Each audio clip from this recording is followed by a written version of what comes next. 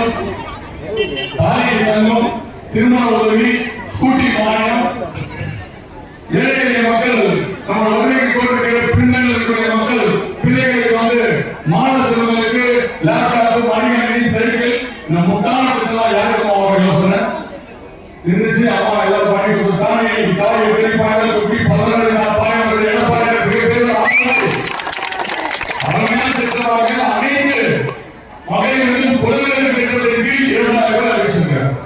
முதியோர் உதவித்தொகை உயர்த்தி 7000 ரூபாய் அறிவிச்சிருக்கார். 5 ஆண்டு காலம் நகையாளராக இருக்கிற மக்களுக்கு ஆர்வலாக உதவித்தொகையாக ஆட்சிக்கு வந்தவர் 10,000 ரூபாய் அறிவிச்சிருக்கார். இதெல்லாம் வந்து நம்முடைய வழிபடம், நம்முடைய வழிபடம்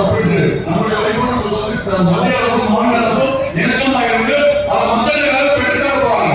இவங்க மாதிரி வந்து குடும்பத்துக்கு நிதி சேர்க்கிறாங்க. 5 வருஷத்துல 5 லட்சம் கோடி கடன் வாங்கி அந்த குடும்பம் சம்பாதிக்கிறதுதான் மிச்சம். எல்லா மரமும் ஒன்னா சொல்லுது, பாவத்தின் சம்பளம் சேர்த்து வச்சிருக்காங்க. அதை வாயில சொல்லக்கூடாது. பாவத்தின் சம்பளம் சேர்த்து வச்சிருக்காங்க, யாராலும் பண்ண முடியாது. திருப்பி வந்து கொள்ளடிக்கணும் ஒரு ஆர்கனைசர் வெட்டி பெற்ற தொகுதியினர் உறுதி செய்யப்பட்ட இன்னைக்கு வந்து எந்த தொகுதி கூட போல ஆர்கனைசர்